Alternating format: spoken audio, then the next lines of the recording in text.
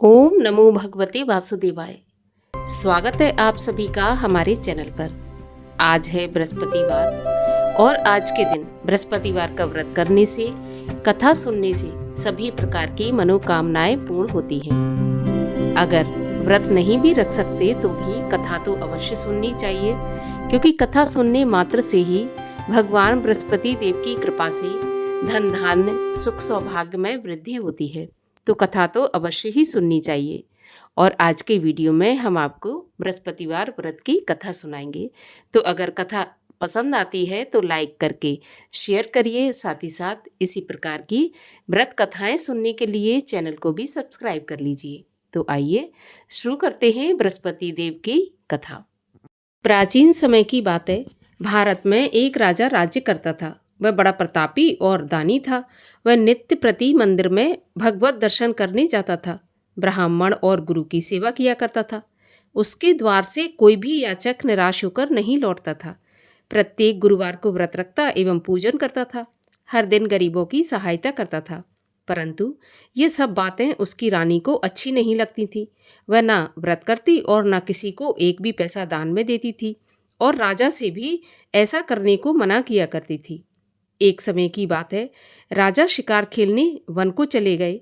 घर पर रानी और दासी थीं। उस समय गुरु बृहस्पति साधु का रूप धारण करके राजा के दरवाजे पर भिक्षा मांगने आए। साधु ने रानी से भिक्षा मांगी तो वह कहने लगी, हे साधु महाराज, मैं इस दान पुण्य से तंग आ गई हूँ।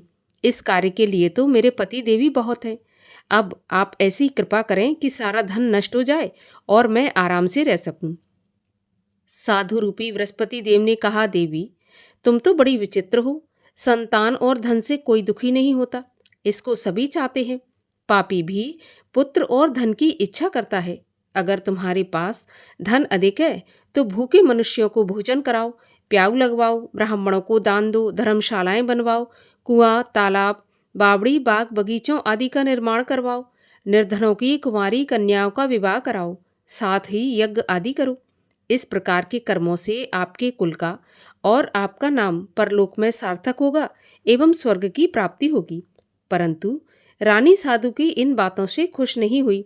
उसने कहा, हे साधु महाराज, मुझे ऐसे धन की आवश्यकता नहीं जिसको मैं अन्य लोगों को दान दूं और जिसको रखने और संभालने में ही मेरा सारा समय नष्ट हो जाए। साधु ने कहा, देवी, यदि तुम्हारी ऐसी इच्छा है तो जैसा मैं तुम्हें बताता हूँ तुम वैसा ही करना। बृहस्पतिवार के दिन घर को गोबर से लीपना, अपने केशों को पीली मिट्टी से धोना, केशों को धोते समय स्नान करना, राजा से कहना वह हजामत करवाए, भोजन में मांस मदिरा खाना, कपड़ा धोबी के यहाँ धुलने डालना। इस प्रकार 7 बृहस्पतिवार करने से तुम्हारा सारा धन नष्ट हो जाएगा। ऐसा कहकर साधु महाराज रूपी बृहस्पति देव अंतर्ध्यान हो गए। रानी ने साधु के कहने के अनुसार 7 बृहस्पतिवार वैसा ही करने का विचार किया। साधु के बताए अनुसार करते हुए केवल 3 बृहस्पतिवार ही बीते थे कि उसकी समस्त धन संपत्ति नष्ट हो गई। भोजन के लिए दोनों समय परिवार तरसने लगा, सांसारिक भोगों से दुखी रहने लगा। तब वह राजा रानी से कहने लगा कि हे रानी, तुम यहाँ पर रहो, मैं दूसरे देश में जाता हूँ, क्योंकि यहाँ पर मुझे सभी मनुष्य जानते हैं, इसलिए मैं यहाँ पर कोई कार्य भी नहीं कर सकता। ऐसा कहकर राजा परदेश चला गया। वहाँ जंगल से लकड़ी काट कर लाता और शहर में बेचता। इस तरह जीवन व्यतीत करने लगा।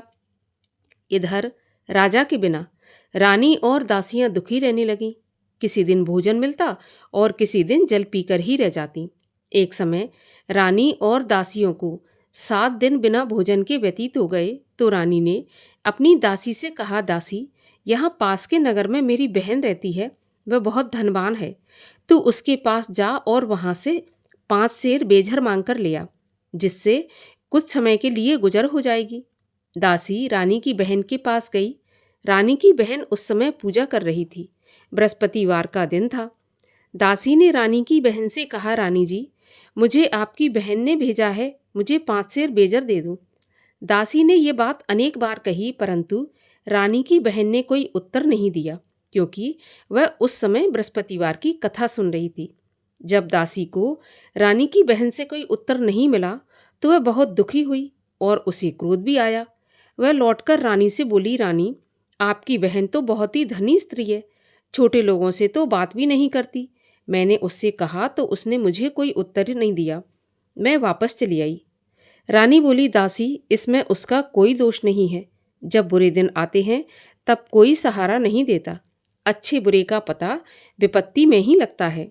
अब तो जो ईश्वर की इच्छा होगी वही होगा। ये सब तो हमारे भाग्य का दोष है। उधर रानी की बहन ने सोचा कि मेरी बहन की दासी आई थी, परंतु मैं उससे नहीं बोली, इससे वह बहुत दुखी हुई होगी। कथा सुनकर विष्णु भगवान का पूजन समाप्त करके वह अपनी बहन के घर आई और कहने लगी, बहन, मैं बृहस्पतिवार का व्रत कर रही थी, तुम्हारी दासी गई, परंतु जब तक कथा होती है तब तक ना उठते हैं और ना बोलते हैं, इसलिए मैं नहीं बोली। कहो दासी, क्यों गई थी? तो रानी बोली, बहन, हमारे घर पर अनाज नहीं था। वैसे तुमसे कोई बात छुपी नहीं है, इस कारण मैंने दासी को तुम्हारे पास 5 सेर बेजल लेने के लिए भेजा था। रानी की बहन बोली, बहन देखो, बृहस्पति भगवान सबकी मनोकामना पूरी करते हैं। देखो, शायद तुम्हारे घर में अनाज रखा हो। ऐसा सुनकर दासी घर के अंदर गई तो वहाँ पर उसे एक घड़ा बेझर का भरा मिल गया। तो उसे बड़ी हैरानी हुई, क्योंकि उसने एक एक बर्तन देख लिया था। उसने बाहर आकर रानी को बताया। दासी अपनी रानी से कहने लगी, रानी देखो, वैसे जब हमको अन्न नहीं मिलता तो हम रोज ही व्रत करते हैं। अगर इनसे व्रत की विधि और कथा पूछ ली जाए तो उसे हम भी किया करेंगे। दासी के कहने पर रानी ने अपनी बहन से बृहस्पतिवार व्रत के बारे में पूछा तो उसकी बहन ने बताया, बृहस्पतिवार के व्रत में चने की दाल और मुनक्का से विष्णु भगवान का केले की जड़ में पूजन करें और दीपक जलाएं, पीला भोजन करें तथा कथा सुनें। इस प्रकार करने से गुरु भगवान प्रसन्न होते हैं, अन्न, पुत्र, धन देते हैं और सभी मनोकामना पूर्ण करते हैं। व्रत और पूजन की विधि बताकर रानी की बहन अपने घर लौट आई। रानी और दासी दोनों ने निश्चय किया कि बृहस्पति देव भगवान का पूजन अवश्य करेंगे। 7 रोज के बाद जब बृहस्पतिवार आया तो उन्होंने व्रत रखा।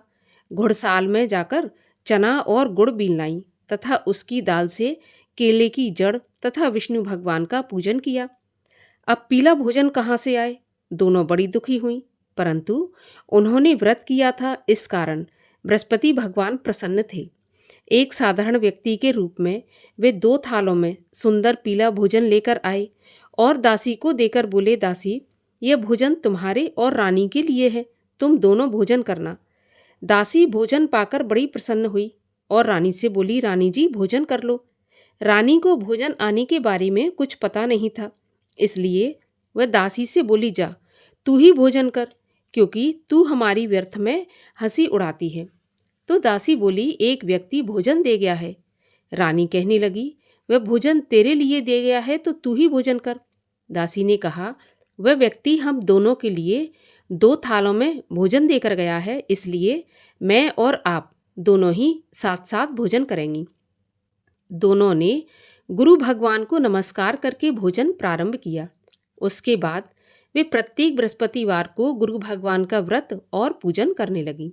बृहस्पति भगवान की कृपा से उनके पास धन हो गया, परंतु रानी फिर पहले की तरह से आलस करने लगी। तब दासी बोली, देखो रानी, तुम पहले भी इस प्रकार आलस करती थी, तुम्हें धन के रखने में कष्ट होता था, इस कारण सभी धन नष्ट हो गया। अब गुरु भगवान की कृपा से धन मिला है तो फिर तुम्हें आलस होता है। बड़ी मुसीबतों के बाद हमने ये धन पाया है, इसलिए हमें दान पुण्य करना चाहिए। भूखे मनुष्यों को भोजन कराओ, प्याऊ लगवाओ, ब्राह्मणों को दान दो, कुआं, तालाब, बावड़ी आदि का निर्माण करवाओ, मंदिर, पाठशाला बनवाकर दान दो, कुंवारी कन्याओं का विवाह करवाओ। धन को शुभ कार्यों में खर्च करो, जिससे तुम्हारे कुल का यश बढ़े और स्वर्ग प्राप्त हो तथा पितृ प्रसन्न हो। दासी की बात मानकर रानी इसी प्रकार के कर्म करने प्रारंभ कर दिए। उसका काफी यश फैलने लगा। एक दिन रानी और दासी आपस में विचार करने लगीं कि ना जाने राजा किस दशा में होंगे, उनकी कोई खोज खबर नहीं है।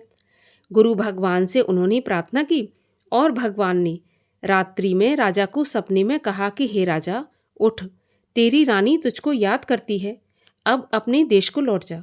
राजा प्रातःकाल उठा। वह विचार करने लगा कि स्त्री जाति खाने और पहनने की ही साथी होती है, पर भगवान की आज्ञा मानकर वह अपने नगर को चलने के लिए तैयार हुआ। जब राजा परदेश गया तो परदेश में बहुत दुखी रहने लगा था। प्रतिदिन जंगल से लकड़ी बीन कर लाता और उसे शहर में बेचकर अपने दुखी जीवन को बड़ी कठिनता से व्यतीत करता था। एक दिन राजा दुखी हो अपनी पुरानी बातों को याद करके रोने लगा। उस जंगल में बृहस्पति देव एक साधु का रूप धारण करके आए और राजा के पास आकर बोले, लकड़हारे, तुम इस सुनसान जंगल में किस चिंता में बैठे हो, मुझे बताओ। ये सुनकर राजा के नेत्रों में जल भर आया और साधु की वंदना करके बोला, प्रभु आप सब कुछ जानने वाले हैं। इतना कहकर राजा ने साधु को अपनी संपूर्ण कहानी सुना दी। महात्मा तो दयालु होते हैं। वे राजा से बोले, राजा तुम्हारी पत्नी ने बृहस्पति देव के प्रति अपराध किया था, जिसके कारण तुम्हारी ये दशा हुई। अब तुम किसी प्रकार की चिंता मत करो, भगवान तुम्हें पहले से अधिक धन देंगे। देखो, तुम्हारी पत्नी ने बृहस्पतिवार का व्रत प्रारंभ कर दिया है। अब तुम भी बृहस्पतिवार का व्रत करके चने की दाल और गुड़ जल के लोटे में डालकर केले का पूजन करो। फिर कथा कहो या सुनो, भगवान तुम्हारी सभी मनोकामनाओं को पूर्ण करेंगे। साधु को प्रसन्न देखकर राजा बोला, प्रभु मुझे लकड़ी बेचकर इतना पैसा नहीं बचता जिससे भोजन करने के उपरांत कुछ बचा सकूं। मैंने रात्रि में अपनी रानी को व्याकुल देखा है। मेरे पास कोई साधन नहीं जिससे उसका समाचार जान सकूं, और फिर मैं बृहस्पति देव की क्या कहानी कहूं, ये भी मुझको मालूम नहीं है। तो साधु ने कहा, राजा तुम किसी बात की चिंता मत करो। बृहस्पतिवार के दिन रोज की तरह लकड़ियां लेकर शहर में जाओ। तुम्हें रोज से दुगना धन प्राप्त होगा, जिससे तुम भली भांति भोजन कर लोगे और बृहस्पति देव की पूजा का सामान भी आ जाएगा। और बृहस्पतिवार की कहानी भी इस प्रकार से है। प्राचीन काल में एक बहुत ही निर्धन ब्राह्मण था। उसके कोई संतान नहीं थी। वह नित्य पूजा पाठ करता, परंतु उसकी स्त्री बहुत मलिनता के साथ रहती। वह न स्नान करती और न किसी देवता का पूजन करती। प्रातःकाल उठते ही सबसे पहले भोजन करती, बाद में कोई अन्य काम करती। ब्राह्मण देवता बहुत दुखी रहते थे। पत्नी को बहुत समझाते, परंतु उसका कोई परिणाम न निकलता। भगवान की कृपा से ब्राह्मण की स्त्री की कन्या उत्पन्न हुई। वह कन्या अपने पिता के घर में बड़ी होने लगी। वह बालिका प्रातः स्नान करके भगवान विष्णु का जप करती, बृहस्पतिवार का व्रत भी करने लगी। पूजा पाठ समाप्त करके स्कूल जाती तो अपनी मुट्ठी में जौ भर के ले जाती और पाठशाला के मार्ग में डालती जाती। वही जौ स्वर्ण के हो जाते तो लौटते समय उनको बीनकर घर ले आती। एक दिन वह बालिका सूप में उन सोने के जौ को फटक कर साफ कर रही थी। तभी उसकी माँ ने देख लिया और कहा, बेटी सोने के जौ को फटकने के लिए सोने का सूप होना चाहिए। दूसरे दिन गुरुवार था। इस कन्या ने व्रत रखा और बृहस्पति देव से प्रार्थना करके कहा कि प्रभु, यदि मैंने सच्चे मन से आपकी पूजा की हो तो मुझे सोने का सूप दे दो। बृहस्पति देव ने उसकी प्रार्थना स्वीकार कर ली। रोजाना की तरह वह कन्या जौ फैलाती हुई स्कूल चली गई। स्कूल से लौटकर जब वह जौ बीन रही थी तो बृहस्पति देव की कृपा से उसे सोने का सूप मिला। उसे वह घर ले आई और उसमें जौ साफ करने लगी, परंतु उसकी माँ का वही ढंग रहा। एक दिन की बात है, वह कन्या सोने के सूप में जौ साफ कर रही थी। उस समय उस नगर का राजकुमार वहां से होकर निकला।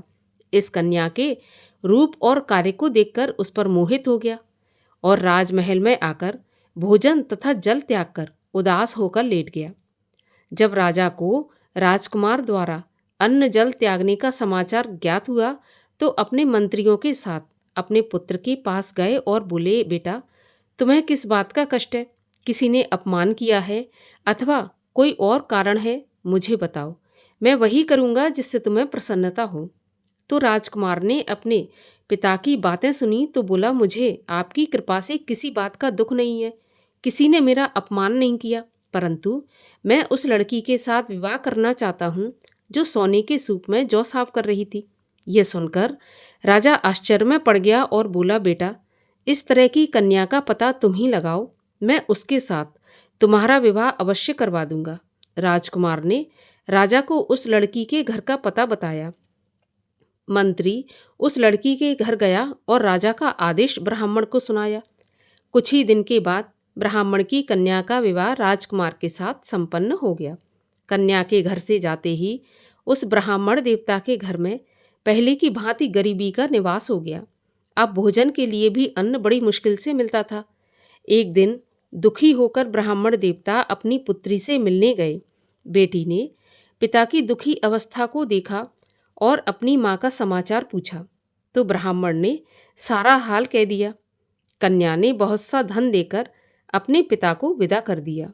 इस तरह ब्राह्मण का कुछ समय सुखपूर्वक व्यतीत हो गया, लेकिन कुछ दिन के बाद फिर वही हाल हो गया।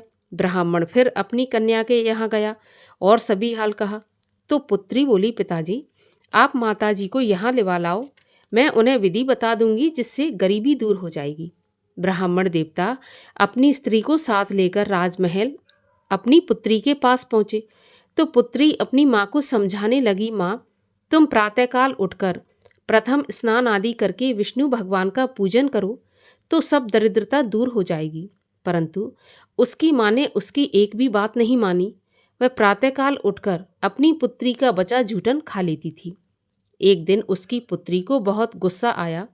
उसने एक रात को कोठरी से सारा सामान निकाल दिया और अपनी माँ को उसमें बंद कर दिया। प्रातःकाल उसमें से उसे निकाला और स्नान आदि करा के पूजा पाठ करवाया तो उसकी माँ की बुद्धि ठीक हो गई।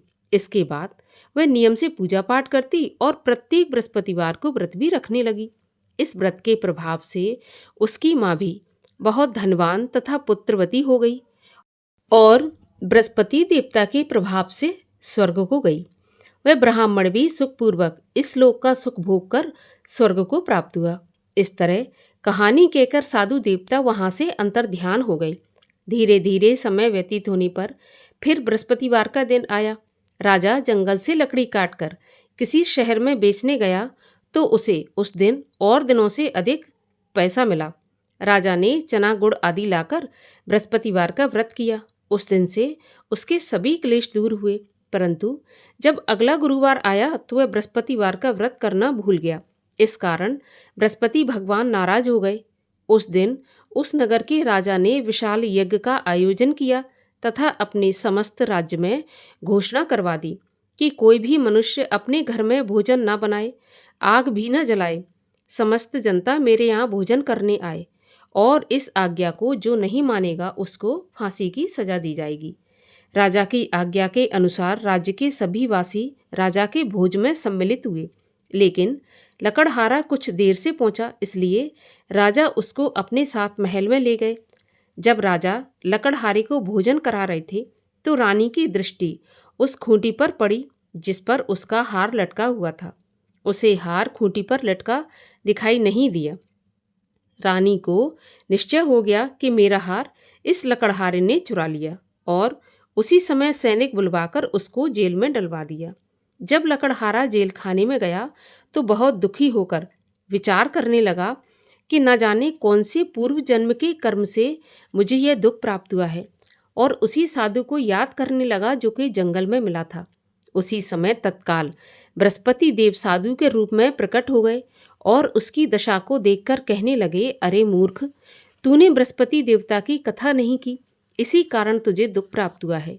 अब चिंता मत कर, बृहस्पतिवार के दिन जेल खाने के दरवाजे पर 4 पैसे पड़े मिलेंगे, उनसे तू बृहस्पति देव की पूजा करना तो तेरे सभी कष्ट दूर हो जाएंगे। अगले बृहस्पतिवार उसे जेल के द्वार पर 4 पैसे मिले। राजा ने पूजा का सामान मंगवाकर कथा कही और प्रसाद बांटा। उसी रात्रि को बृहस्पति देव ने उस नगर के राजा को स्वप्न में कहा कि राजा, तूने जिस आदमी को जेल खाने में बंद कर दिया है वह निर्दोष है, वह राजा है, उसे छोड़ देना। रानी का हार उसी खूंटी पर लटका हुआ है। अगर तू ऐसा नहीं करेगा तो मैं तेरे राज्य को नष्ट कर दूंगा। राजा प्रातःकाल उठा और खूंटी पर हार टंगा देखकर लकड़हारे को बुलाकर क्षमा मांगी और राजा के योग्य सुंदर वस्त्र आभूषण भेंट करके उसे विदा किया। गुरुदेव की आज्ञा के अनुसार राजा अपने नगर को चल दिया। राजा जब नगर के निकट पहुंचा तो उसे बड़ा आश्चर्य हुआ। नगर में पहले से अधिक बाग, तालाब, कुएं तथा बहुत सी धर्मशालाएं, मंदिर आदि बने हुए थे। राजा ने पूछा ये किसका बाग और धर्मशाला है? तब नगर के सब लोग कहने लगे कि ये सब रानी और दासी ने बनवाए हैं। तो राजा को आश्चर्य हुआ और गुस्सा भी आया। जब रानी ने यह खबर सुनी कि राजा आ रहे हैं, तो उसने अपनी दासी से कहा कि दासी, देख राजा हमको कितनी बुरी हालत में छोड़ गए थे। हमारी ऐसी हालत देखकर वह लौट न जाए, इसलिए तू दरवाजे पर खड़ी हो जा। रानी की आज्ञा के अनुसार दासी दरवाजे पर खड़ी हो गई। जब राजा आए तो उन्हें अपने साथ महल में लिवा लाई। तब राजा ने क्रोध करके अपनी तलवार निकाली और पूछने लगा, बताओ यह धन तुम्हें कैसे प्राप्त हुआ है? तब रानी ने बताया, हमें यह सब धन बृहस्पति देव के व्रत के प्रभाव से प्राप्त हुआ है। राजा ने निश्चय किया, 7 रोज बाद तो सभी बृहस्पति देव का पूजन करते हैं, परंतु मैं रोजाना दिन में 3 बार कथा कहा करूँगा और रोज व्रत किया करूँगा। अब हर समय राजा के दुपट्टे में चने की दाल बंधी रहती और दिन में 3 बार कथा कहता। एक दिन राजा ने विचार किया कि चलो अपनी बहन के यहाँ हो आऊँ। इस तरह निश्चय कर राजा घोड़े पर सवार हो अपनी बहन के यहाँ चल दिया। मार्ग में उसने देखा कि कुछ आदमी एक मुर्दे को लिए जा रहे हैं। उन्हें रोककर राजा कहने लगा, अरे भाइयों, मेरी बृहस्पतिवार की कथा सुन लो। तो वे बोले, लो, हमारा तो आदमी मर गया, इसको अपनी कथा की पड़ी है। परंतु कुछ आदमी बोले कि अच्छा कहो, हम तुम्हारी कथा भी सुनेंगे। राजा ने दाल निकाली और कथा कहनी शुरू कर दी। जब कथा आदि हुई थी तो मुर्दा हिलने लगा, और जब कथा समाप्त हुई तो राम राम करके वह मुर्दा उठकर खड़ा हो गया। राजा आगे बढ़ा, उसे चलते चलते शाम हो गई। आगे मार्ग में उसे एक किसान खेत में हल चलाता मिला। राजा उससे बोला, अरे भैया, तुम मेरी बृहस्पतिवार की कथा सुन लो। तो किसान बोला, जब तक मैं तेरी कथा सुनूंगा तब तक 4 हरैया जोत लूंगा। जा अपनी कथा किसी और को सुनाना। राजा आगे चलने लगा। राजा के हटते ही बैल पछाड़ खाकर गिर गए और किसान के पेट में बहुत जोर से दर्द होने लगा। उसी समय किसान की पत्नी रोटी लेकर आई। उसने जब यह देखा तो अपने पुत्र से सब हाल पूछा और बेटे ने सभी हाल बता दिया। तो बुढ़िया दौड़ी दौड़ी उस घुड़सवार के पास गई और उससे बोली, मैं तेरी कथा सुनूंगी, तू अपनी कथा मेरे खेत पर चलकर ही कहना। राजा ने लौटकर बुढ़िया के खेत पर जाकर कथा कही, जिसके सुनते ही बैल उठकर खड़े हो गए तथा किसान के पेट का दर्द भी बंद हो गया। राजा अपनी बहन के घर पहुंच गया। बहन ने भाई की खूब मेहमानी की। दूसरे रोज प्रातःकाल राजा जगा तो वह देखने लगा कि सब लोग भोजन कर रहे हैं। राजा ने अपनी बहन से पूछा, ऐसा कोई मनुष्य है जिसने भोजन नहीं किया हो, जो मेरी बृहस्पतिवार की कथा सुन ले? तो बहन बोली, भैया, यह देश ऐसा ही है। पहले यहाँ के लोग भोजन करते हैं, बाद में अन्य काम करते हैं। अगर पड़ोस में कोई हो तो मैं देख कर आती हूँ। ऐसा कहकर बहन देखने चली गई, परंतु उसे कोई ऐसा व्यक्ति नहीं मिला जिसने भोजन नहीं किया हो। अतः वह एक कुम्हार के घर गई जिसका लड़का बीमार था। उसे मालूम हुआ कि उनके यहाँ 3 रोज से किसी ने भोजन नहीं किया। तो रानी ने अपने भाई की कथा सुनने के लिए कुम्हार से कहा और वह कुम्हार तैयार हो गया। राजा ने जाकर बृहस्पतिवार की कथा कही, जिसको सुनकर उसका लड़का ठीक हो गया। अब तो राजा की प्रशंसा होने लगी। एक दिन राजा ने अपनी बहन से कहा कि बहन, हम अपने घर को जाएंगे, तुम भी तैयार हो जाओ। तो राजा की बहन ने अपनी सास से अपने भाई के साथ जाने की आज्ञा मांगी। तो सास बोली कि चली जा, परंतु अपने लड़कों को मत ले जाना, क्योंकि तेरे भाई के तो कोई संतान नहीं है। बहन ने अपने भाई से कहा, भैया, मैं तो चलूंगी पर कोई बालक नहीं जाएगा। राजा ने कहा, जब कोई बालक नहीं चलेगा तो तुम क्या करोगी? बड़े दुखी मन से राजा अपने नगर को लौट आया। राजा ने अपनी रानी से कहा, हम निर्वंशी राजा हैं, हमारा मुंह देखने का भी धर्म नहीं है, और बिना भोजन आदि किए शैया पर लेट गया। रानी बोली, हे प्रभु, बृहस्पति देव ने हमें सब कुछ दिया है, वे हमें संतान भी अवश्य देंगे। उसी रात को बृहस्पति देव ने राजा को स्वप्न में कहा, राजा उठ, सभी सोच त्याग दे, तेरी रानी गर्भवती है। राजा को यह जानकर बड़ी खुशी हुई और 9वें महीने रानी के गर्भ से एक सुंदर पुत्र पैदा हुआ। तब राजा बोला, हे रानी, स्त्री बिना भोजन के रह सकती है, परंतु बिना कहे नहीं रह सकती। जब मेरी बहन आए तो तुम उससे कुछ कहना मत। तो रानी ने सुनकर हाँ कर दी। जब राजा की बहन ने यह शुभ समाचार सुना तो बहुत खुश हुई और बधाई लेकर अपने भाई के यहाँ आई। तभी रानी ने कहा, घोड़ा चढ़ाकर नहीं आई, गधा चढ़ी आई। तो राजा की बहन बोली, भाभी, मैं इस प्रकार ना कहती तो तुम्हें औलाद कैसे मिलती। बृहस्पति देव ऐसे ही है, जैसी जिसके मन में कामना है सभी को पूर्ण करते हैं। जो सद्भावना पूर्वक बृहस्पतिवार का व्रत करता है एवं कथा पढ़ता है अथवा सुनता है और दूसरों को सुनाता है, बृहस्पति देव उसकी सभी मनोकामना पूर्ण करते हैं। बृहस्पति देव उनकी सदैव रक्षा करते हैं। जो संसार में सद्भावना से गुरुदेव का पूजन एवं व्रत सच्चे हृदय से करते हैं, उनकी सभी मनोकामनाएं पूरी होती हैं। जैसी सच्ची भावना से रानी और राजा ने बृहस्पति देव की कथा का गुणगान किया तो उनकी सभी इच्छाएं बृहस्पति देव ने पूर्ण की थीं। इसलिए सबको कथा सुनने के बाद प्रसाद लेकर जाना चाहिए और हृदय से उनका मनन करते हुए जयकारा बोलना चाहिए। बोलिए बृहस्पति भगवान की जय। और आइए अब करें बृहस्पति देव की आरती। ओम जय बृहस्पति देवा, स्वामी जय बृहस्पति देवा। छिन्न छिन्न भोग लगाऊं, कदली फल मेवा। ओम जय बृहस्पति देवा। तुम पूर्ण परमात्मा, तुम अंतर्यामी, जगत पिता जगदीश्वर, तुम सबके स्वामी। ओम जय बृहस्पति देवा। चरणामृत निज निर्मल, सब पातक हरता, सकल मनोरथ दायक, कृपा करो भरता। ओम जय बृहस्पति देवा। तन मन धन अर्पण कर, जो जन शरण पड़े, प्रभु प्रकट तब होकर, आकर द्वार खड़े। ओम जय बृहस्पति देवा। दीन दयाल दयानिधि, भक्तन हितकारी, पाप दोष सब हरता, भव बंधन हारी। ओम जय बृहस्पति देवा। सकल मनोरथ दायक, सब संशय हारो, विषय विकार मिटाओ, संतन सुखकारी।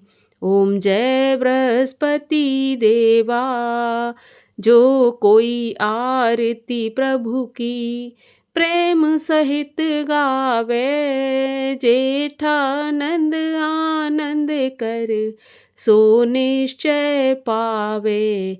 ओम जय बृहस्पति देवा। बोलिए विष्णु भगवान की जय, बृहस्पति देव भगवान की जय।